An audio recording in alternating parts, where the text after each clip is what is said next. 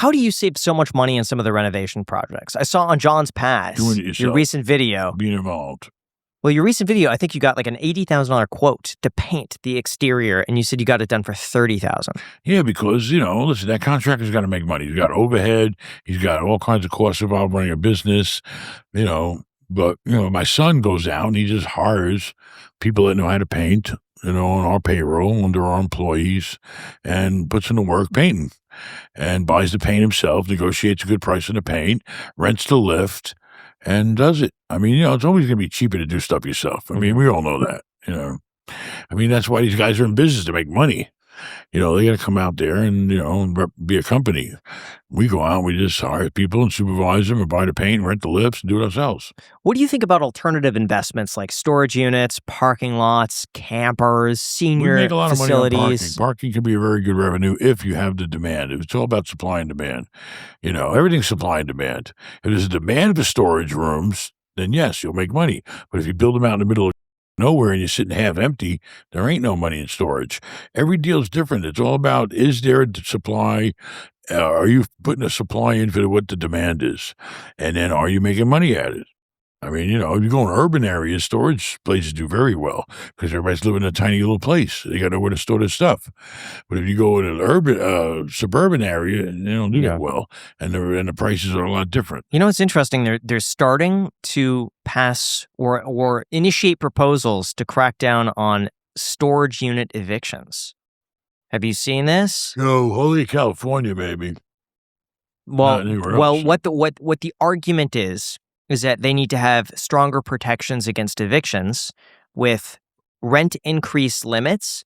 And then what they want to do is protect the areas where storage units are going up for residential. Because they're saying the storage units are going up in prime real estate locations, that you could be building more units.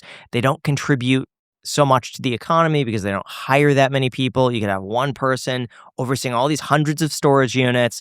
It's better purposed for residential.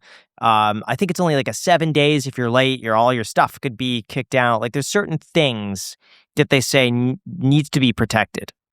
Well, I haven't heard of that yet, but, definitely possible, especially if you're talking about California or New York. I mean, it is what it is. I mean, basically, if you go and open up a storage place, you're either going to make money or you're not. They can't come in and change you from not be a storage place anymore.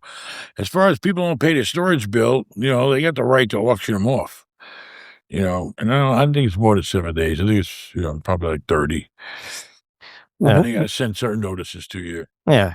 There's a process, but the point is, if you don't pay it and you ignore it, then they're going to auction your crap off. What do you think about the 50-year mortgage? The 50-year mortgage. I mean, I don't know, 50 years is a long time. Who's going to really keep a 50-year mortgage? Even if you buy a house when you're 20 and it paid off when you're 70, who's going to stay with the same house for 50 years? But who's going to keep the same loan? The 50-year mortgage would keep the payments down. That's a fact. Then wouldn't it just raise prices, though, again? I mean, yeah, it would definitely raise prices because we would spread the payments out and bring the payments down pretty low. But still, at the end of the day, you're going to be paying 50 years worth of interest. Well, that's assuming they keep the mortgage for 50 years. My understanding is that if they did implement it, you would keep it long enough to be able to refinance into something else. Maybe at a lower interest rate. Typically, people always refinance during the course of their loans. Nobody keeps a loan 50 years. I mean, the old days, it was the old 20, 25-year thing, yeah. Then they came up with 30. Now they got 50. Do you think they'll ever do a 99-year mortgage? Makes no sense. Doesn't that humanly, a person doesn't live that old. Yeah, but then the bank could eventually take it over. And at that point, you're just renting, mortgage? Basically. Isn't that what a reverse mortgage is? They could call it creatively a 99-year mortgage. The only thing I see in 99 years is leases. I've had 99-year leases. What does that look like? What? A 99-year lease. It means that you're entitled to have this property for 99 years, provided you pay in accordance with the terms of the lease. Like, you see it more in ground leases. Like in New York City, most of all those buildings are all on land leases. They own the building, but they don't own the land. Some smart guy said, "Oh, you want to build a building here? Fine. I'll let you build a building here, but, you're going to have to pay me X amount of dollars per year and lease the land. I'm not going to sell it to you." Then what happens at year 100? The building just belongs to the person owning the there's different land? clauses in the contract, some leases say that you have to tear that building down. Some say you can just walk away and you walk away. I see a lot of hotels on land leases. I turned down one yesterday in Disney. Disney actually holds a land lease to it. They own the land, but they let somebody build a hotel on it. But the land lease is up in like 40 or 50 years, something like that. But that means it becomes a depreciating asset, because as that building or hotel gets closer to the end of that land lease and its time's going to expire, it's going to have no value because you can't have a hotel no more. Leases, play a big thing with leases. Most McDonald's are on land leases. Yeah, because McDonald's corporate owns the land. McDonald's, I heard, is one of the largest corporate landlords in the entire world. They own more land because they buy the land and then they lease it to the franchisee that pays them rent. So everywhere they buy, they own it and they get paid rent. And they make the franchisee build the building. It's all real estate. But you got to find the deal that's going to make you some money. Do you think it's possible to eliminate property taxes? DeSantis has been talking about it here in Florida. Yeah. What he's talking about, he's only talking about doing it for the people that are homesteaded. The people that have been living in a house many years, the price of values have gone up, and they'll never own their house because the property taxes keep going up with the values, it costs them more money. I think that he should come back and just do a logical adjustment. Okay, don't eliminate it. You might cut it in half. If you're homesteaded, you probably should be half the value. That makes sense. Mm-hmm. Okay, so that a homeowner benefits, but then the county still has the revenue. You got to do everything in a balance. See, these guys are not business people. I met DeSantis. He's a nice guy, but he's not a business guy. Okay, basically, you got to do things in moderation and balance for them to work. So every side is taken care of. Because if you cut out property taxes, then one side's doing really good, but then the county is getting screwed because they got no money to operate. Fire department, police department, schools, whatever, all their expenses, they got bills to pay. They got to run a whole county. But I think they need to do a smart approach to it. You know how much my tax bill was this year on my house? On the fancy? Over $250,000. Maybe $270,000.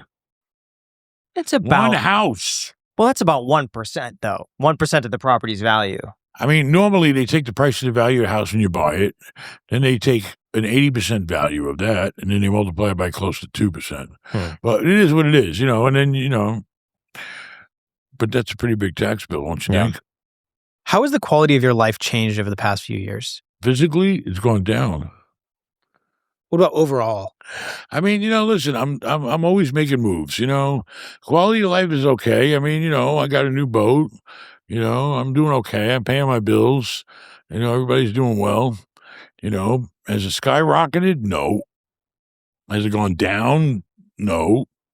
Everything is just like stagnant right now. Is that the right word? What would it take for it to skyrocket? It would take... I don't know. Let's see. Skyrocket. It would take all these idiots to start selling their real estate for what it's worth and not overinflating it like people like you. Underpricing. Would you say the quality of your life has remained pretty stable throughout the entirety of your life? Or no, my life was a straight, if you looked at me as a stock, you'd see it going like this. And then it kind of leveled out at what age? It's pretty much leveling out now because there's no opportunity. How can it grow if I have no opportunity? So the opportunity determines the quality of your life. I determine quality of life as growth. How much money you got in a bank. The more money you got in a bank, the better the quality of life is. That's the way I'm interpreting what you're saying. Your quality of life, what are you talking about? Fancy cars, fancy houses, that quality? Eating in restaurants? That's like, I'm way above all that. I'm just talking about protecting your family wealth. One day you may have a kid. It's possible. I hope I have many. It's possible. Feel sorry for the person that has it with you, but it's possible. I am curious. You were artificially inseminated, right? Inseminated? Whatever. Inseminated? Artificial. I've never been inseminated. You're an artificial baby, right? No. You don't know who your parents are, do you? You're a test tube baby. I think I know them. But you were out of a test tube, right? I hope I wasn't. And you grew in some kind of brown plastic thing and you developed? Some lab somewhere. Here's a lab Coming baby. from you. Coming from you look like you were born in a lab more than I do. That's right. What do you call it? The evil lab of Dr. Frankenstein. First he made my mother, then he made me. I do wonder, though, in terms of the quality of your life. What do you mean quality? What do you mean? Like enjoyment. Whether we go to fucking Burger King or go to a restaurant, what's the quality? Well, like happiness, enjoyment of life. I mean, listen, I try to enjoy my life as much as I can, yeah. And I'm what still changes? working. I'm still working, so I can't just walk away. What changes in your life determine or change the quality the most? Less responsibilities, less, getting my portfolio in a position where call me if you need me, not have to be around too much, not to be too involved, not always out there hunting for the next deal. Every day I got to look for deals. Every day I got to do 1,000 emails and maybe catch 1 or 2 decent deals worth my time pursuing. And I don't want to go out of state. So it's just challenging right now to find the next deal. And if not, pay the government tax. What would it take for you to invest in California? Nothing. I mean, is there any opportunity? I don't care if you offered it to me for free. For free. I mean, it's like somebody said, well, would you ever move back to New York? I said, I don't care if I was a billionaire. To have to definitely forcibly stay in New York would never happen. It's just not worth it. But what if it's just your money? You don't have to live there, but there's a good opportunity somewhere in California. Who's going to run it? If it's a good opportunity, it's going to require some sort of management. It's going to require some sort of something applied to add value to it, I would assume. I mean, I turned down an Amazon warehouse the other day. I could buy something like that in California, but the problem with California is, number one, my basis is low, so I don't get any depreciation barely. So that means I got to pay 37% tax on any money I make there. And then if I'm making the money in California, I got to pay another, what, 10? Yeah. Give or Fuck take. that. I'm not giving, why am I going to work making half the money there when I can go somewhere else and not have to, Yeah. I don't know. Are there any downsides? I did 20 years almost, 17, 18 years in California. I did my time. Yeah. I served my time. And now I got paroled to Florida. Are there any downsides to posting the deals and the things you're looking at on social media? I mean, if I don't want to give it to people I could be competing with. If I find deals, I'm not going to share them with other competitors. I was thinking about starting a commercial listing service, but I'm too old now. Like, LoopNet sucks. Okay, they throw every piece of crap in the world in LoopNet. I want to come out with a serious one. BenNet. Where it was for serious people with, looking for serious deals that made some sort of sense. Not all the crapola that they just throw online for sale at stupid prices. Where do you get the best deals? Brokers. Always. And they just email to you off market? Yeah, they reach out and say, listen, this looks like a deal for you. They know how I operate. They know I come in quick, don't waste no time, but won't pay top dollar. So if they know they have a seller that kind of matches with me, they're going to call me up and make the marriage. Yeah. Like we just closed on 88 units in Fort Myers. I was trying to buy 300 units in Fort Myers, but the guy and me just can't come to terms. They're not realistic on their price. How often does a subscriber come to you with a deal? Subscribers? I don't really take deals from subscribers. No. I have people that may do a consult and throw a deal my way, but I don't, I try to tell them right up front, I'm not looking to invest in anybody. I don't like to invest in anybody. All right? I don't like mixing my money with other people's money. That's a game you got to be very careful playing. Why do I need anybody? If they find me a deal, I'll give them a referral fee. I'll pay them a commission, If the deal was that great and I felt like the person was genuine, and maybe, I don't know, my kids can deal with it. Yeah. I just push it to my kids. Have you had any unique calls lately? Any consulting that stood out? A lot of my calls are pretty unique. I get them all over the board. I get the people that have absolutely nothing to the people that have, a couple $100 million. Most people just need to learn. The biggest calls I get is people have real estate and they need to know, what's my next step? What do I do? Here's my portfolio. Okay, what do I do now? Okay, do I borrow against it? How much money do I have in the bank? I got to find out what do they got? What do they want to do? And how can they get there? That's what people just need a push. People know what to do. They all know what to do.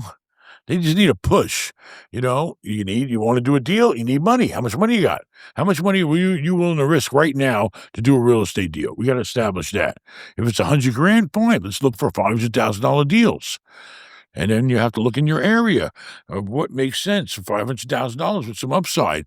Or I get a guy with, a couple of $100 million and say, you know what? I really want to get rid of some of this. I want to keep some of this. We have to determine which assets you want to keep, which assets are worth keeping, which assets I see that he's already exhausted most of the value in. It's time to let it go before it could become a problem. When you own these big department stores, if there's only a couple of years left on a 10-year lease, and you don't know for sure if that tenant is going to renew that lease, you're in bad shape. You're in a purgatory.